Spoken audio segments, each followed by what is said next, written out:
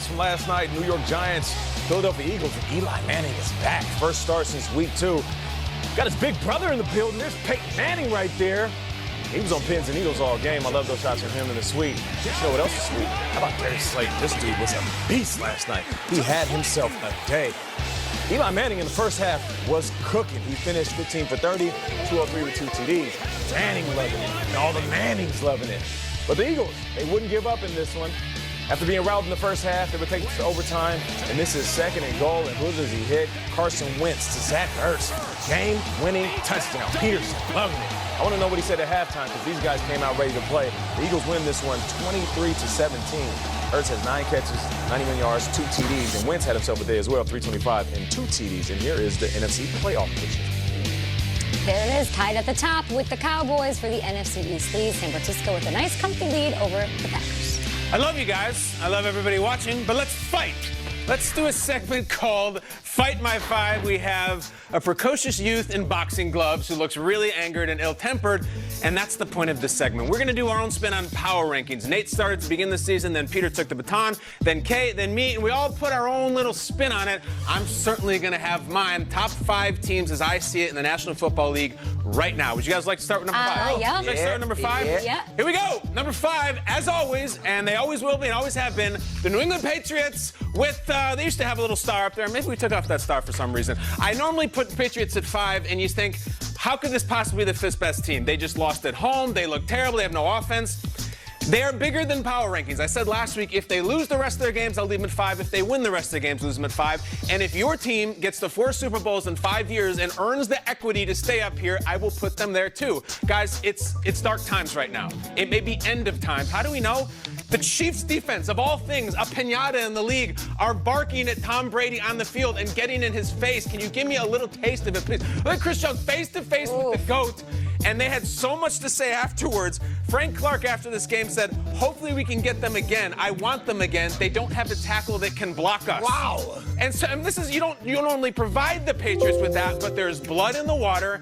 However, guys, you know me. I stick to my convictions. I believe in Bill Belichick, Tom Brady, and Josh McDaniels. I think they'll roll Cincinnati this week. They are still the 5th most dangerous team that I would not want to see in the playoffs. We'll get into it.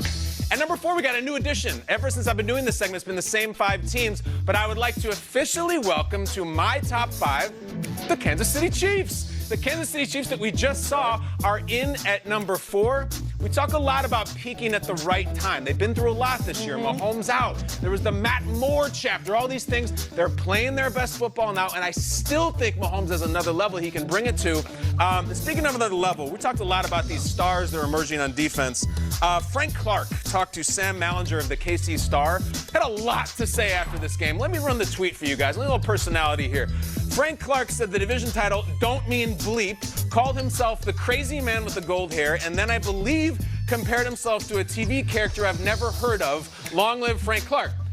Knowing that Mallinger knows his job, he followed up on it. Apparently, he compared himself to Donnie Thornburg of the Rugrats. I'm not a big Rugrats guy. Nate, are you? Yeah. And it was one of the main characters in the Rugrats. I believe he wears a loincloth. And then he had a spin-off of the Rugrats. There was a Thornburg spin-off. All right, well, that's what I'm saying. He now plays defense for the Chiefs. There's a lot going on with the Chiefs, and a lot of talking from the defensive side. This is not the Kelsey and Tyreek Hill.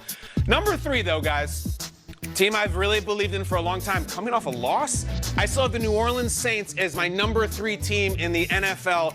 It's strange because they lose dramatically, lose at home, and yet Breeze was so good. There's a big part of me that comes away almost feeling a little bit better because if you bought into the arm strength, deterioration, all that, it wasn't there. Not only did he throw for 5 touchdowns, he did the patented Breeze jump reach touchdown on the goal line. He hit him with that. And you know, Sean Payton had a decision early in the game where he decided to go for 2. Sean's been out in the community, and he went on WWL and told the story of some of the people in the feedback they're getting. This is his quote. I got the guy at freaking Whole Foods asking me about the 2-point play. The guy from the meat section. I looked at him and said, hey, Your steaks don't look too good right now. Worry about your meat driving me crazy. And I like that.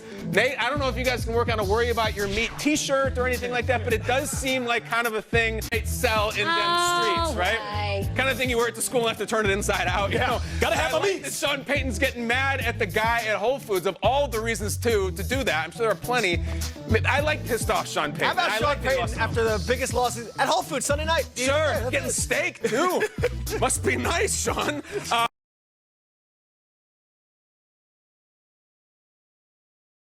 At number 2, guys, the number 2 team right now, it's the San Francisco 49ers. They're right up there in the 2 slot, where they belong, having beaten this team dramatically, having beaten so many doubts back and everything. And, like, I just can't get through a segment right now on television with injecting just a little bit of George Kittle or a lot. Check him out. Not the stiff arm. We'll get to that in Angry Runs.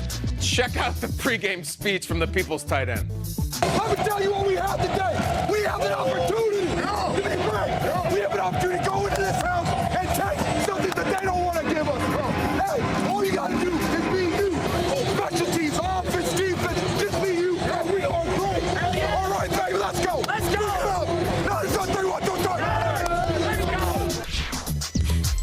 Yeah! I love it! And the Niners love it, and they're rolling, guys. I have them at number 2. Obviously, a huge day for them, despite the defense not playing well. But the number 1, the guy, it's chalk. I got chalk for you here. Throw up that blackbird, throw up the raven.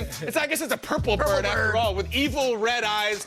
You go to Buffalo, a very good Buffalo defense. You beat them, you do whatever you want. And speaking of doing whatever you want, John Harbaugh's kind of reached this point where he's a made guy. He can do whatever he wants. He can wear whatever he wants. Did you see the John Harbaugh hat that he was wearing? Look at this man. This reminds me of Uncle Buck. A lot of people hate this hat. They can't stand the sight of it. But this was on Marlon Humphrey's IG stories. Coach said he missed the IG Live and wanted to go viral. I actually really like the hat. And this is a man who wears many hats, as we know. Comes from a special teams background, drafts Lamar, changing everything. Well done. And that is the coach of the best team in the NFL right now. Let me head it over to the best table in NFL television right now. Adam Schrager and Burleson, nobody better. Schrags, you're up. I'm going to go first on this one. Go on, Peter. 2 weeks ago, before they played the Texans, you had the Patriots at 5, and New England and Boston media clobbered you. You became a meme. Look at this fool who's got the Patriots at 5. Yes. They've lost 2 in a row, and yet you're telling me the Patriots right now are better than the Seahawks on your top 5?